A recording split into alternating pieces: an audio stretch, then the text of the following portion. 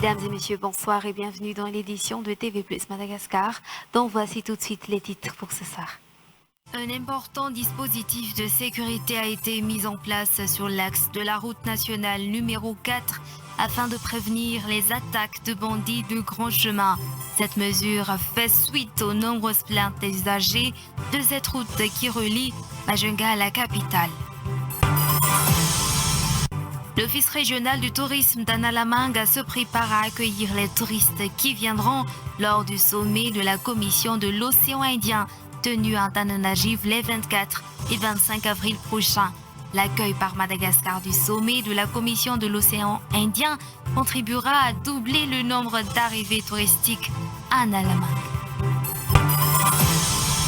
La Fédération du sport automobile de Madagascar est temporairement dirigée par un comité exécutif depuis le 26 mars dernier jusqu'à la tenue de la prochaine élection du 26 avril 2026. Une décision prise par les présidents des clubs qui composent le comité exécutif après la constatation de l'indisponibilité du président sortant Jimmy Rakoutfli. En France, une décision brutale est infondée, a réagi Emmanuel Macron, qui a réuni hier le gouvernement ainsi que des chefs d'entreprise après les récentes annonces de Donald Trump. Il a appelé à une réponse graduée, commençant par des contre-mesures sur l'acier et l'aluminium, puis à une riposte plus ferme par la suite. Comme je vous ai annoncé dans les titres à la une ce soir, un important dispositif de sécurité a été mis en place sur l'axe de la route nationale numéro 4 afin de prévenir les attaques de bandits de grand chemin. Cette mesure fait suite aux nombreuses plaintes des usagers de cette route qui relie Majunga à la capitale. Outre l'obligation de mise en place de mesures d'encadrement pour le départ et celle de se mettre en caravane, des éléments des forces de l'ordre sont déployés au point sensible selon les précisions recueillies par Mamtina Djambloula et Omega Ranevzon. Le départ de Majunga est fixé à 17h et tous les taxis bros sont tenus de se mettre en caravane selon les directives des autorités. Ce protocole vise à limiter les risques d'attaque en renforçant la présence des forces de l'ordre tout au long du parcours. En effet, des gendarmes sont positionnés à Béane en une zone où des attaques ont déjà été signalées. Avant le départ des caravanes, ils ont demandé aux voyageurs d'attendre afin de garantir une organisation et une sécurisation optimale du trajet. Le convoi est encadré lors de la traversée des zones à risque d'insécurité, précise le commandant du groupement de la gendarmerie de Maevatanan.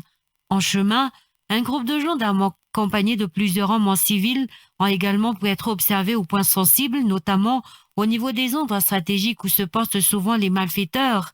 En Tanbaj, les forces de l'ordre se sont positionnées en tête du cortège. Cette stratégie a pour but de renforcer la sécurité des passagers et ce, jusqu'à ce qu'ils arrivent à leur destination selon les précisions. Les autorités insistent sur la nécessité pour les conducteurs et les usagers de la route nationale numéro 4 de respecter scrupuleusement les consignes de sécurité établies. Ces mesures visent à protéger tous les voyageurs et à réduire au maximum les risques d'incidents. Avec ce renforcement de la sécurité, les autorités espèrent restaurer la confiance des usagers envers cette route stratégique et réduire les actes de banditisme qui ont troublé la tranquillité de nombreux voyageurs ces derniers temps, selon toujours les précisions.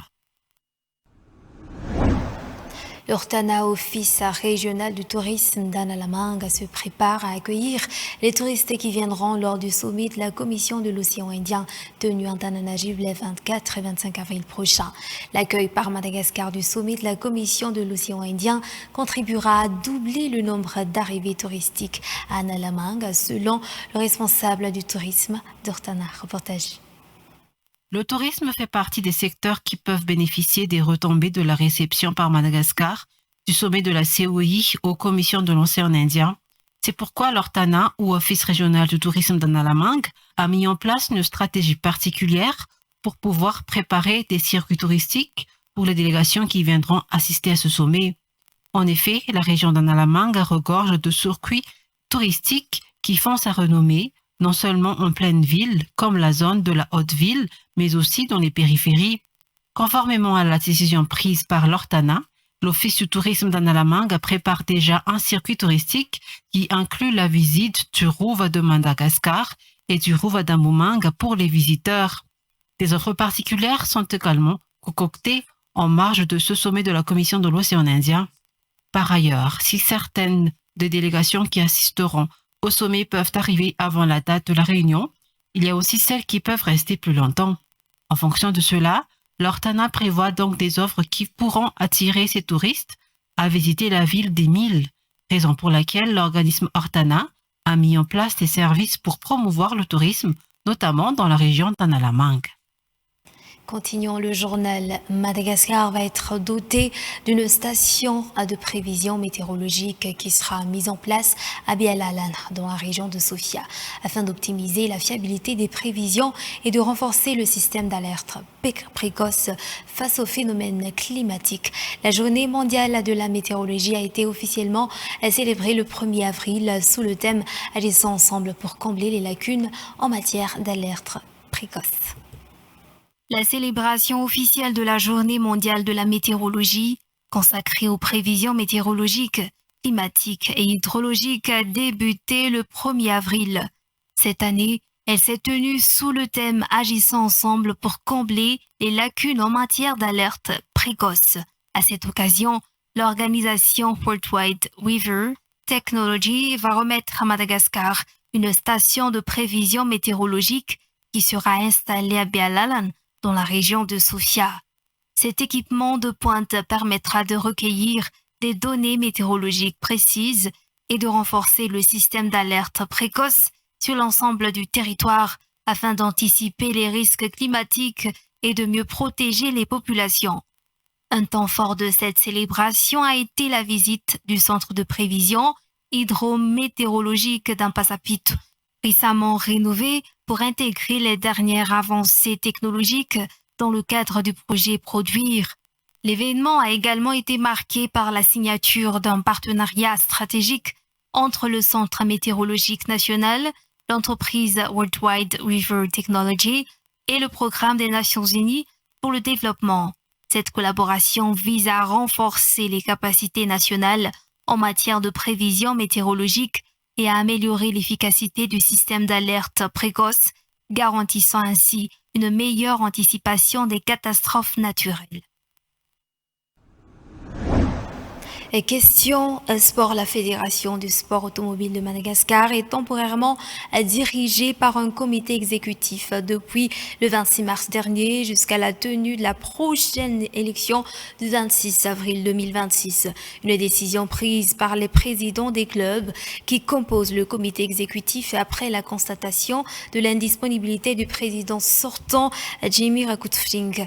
Le président du comité exécutif Jano Rabekut a déclaré devant la presse cet après-midi que toutes les mesures seront prises afin de transmettre auprès de la Fédération internationale les rapports de l'Assemblée générale du 26 et 27 mars afin d'éviter une éventuelle pénalisation des pilotes malagasy. Reportage signé Nzakanje Mayeji, Marcelin Ralibovundi. Après la constatation de l'absence du président de la Fédération du sport automobile de Madagascar, Jimmy Rakutfring, pendant toute la saison 2024, les présidents de clubs ont tenu une assemblée générale les 26 et 27 mars dernier. Au cours de l'assemblée générale, le président sortant a présenté sa lettre de démission. Une élection s'est tout de suite tenue afin de mettre en place le comité exécutif qui va assurer l'intérim de la fédération jusqu'à la prochaine élection du bureau le 26 avril 2026. Au cours de l'élection, Nono Rabekut a été élu président du comité exécutif, Raman Thierry, vice-président, et Ranev Rinja, secrétaire général. Tous les présidents de clubs sont admis en tant que conseillers. Le procès verbal de l'Assemblée générale a été validé par le représentant du ministère des Sports qui a assisté à la réunion. Pour la saison 2025, le président du comité exécutif, Rabekut Jano, a rassuré que tous les programmes déjà énumérés dans le calendrier 2025 seront respectés à la lettre. Selon ses dires, l'ancien président, joint par téléphone, a déjà accepté de faire la passation qui devrait avoir lieu au plus tard lundi prochain. De même qu'un rapport de l'Assemblée générale sera transmis à la Fédération internationale dans les plus brefs délais afin d'éviter une éventuelle pénalisation des pilotes malagasy.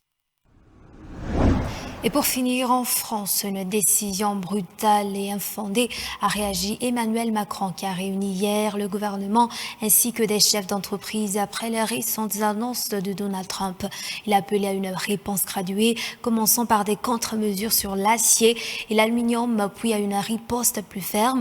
Par la suite, il a également proposé la suspension des investissements européens prévus aux États-Unis. Les détails sur France 24. Les marchés vont flamber, les actions vont bondir, le pays va se développer et le reste du monde veut juste savoir s'il est possible de conclure un accord. Ils ont profité de nous pendant de très nombreuses années. On s'est fait avoir pendant de nombreuses années. Et je vais vous le dire, je pense que le futur sera incroyable. Ce qui nous amène aux réactions des Européens face à ces annonces de hausse de tarifs douaniers, une décision brutale et infondée a réagi Emmanuel Macron qui a réuni hier le gouvernement mais aussi des chefs d'entreprise. Il appelle à une réponse graduée, d'abord des contre-mesures sur l'acier, l'aluminium, puis plus tard à une riposte plus ferme. Il souhaite aussi la suspension des investissements européens prévus aux États-Unis. En ce qui concerne les investissements français, justement, à quoi correspondent-ils dans la réalité? Fadil Bayat. Après la sidération, c'est un début de réponse qui s'esquisse par la voix de la France. Suspendre les investissements, c'est la demande du président Macron aux entreprises françaises. Et pour cause, la France est le 5e investisseur étranger le plus important aux États-Unis, le 3e européen. En 2023, c'est pas moins de 370 milliards de dollars qui sont partis financer l'économie américaine, tandis que la France, elle, n'a reçu que 142 milliards d'investissements de la part des États-Unis. Historiquement, les entreprises hexagonales sont fortement implantées dans le domaine des hautes technologies notamment et génèrent près de 200 000 emplois industriels aux États-Unis. Elles investissent 5 milliards de dollars en recherche et développement et pèsent d'ailleurs pour près de 27 milliards de dollars dans les exportations américaines vers la France. Paris a donc un argument de poids dans le bras de fer, d'autant que l'ensemble des 4 200 filiales d'entreprises françaises représente 741 000 emplois, tandis que les filiales américaines font travailler de leur côté 480 000 salariés français.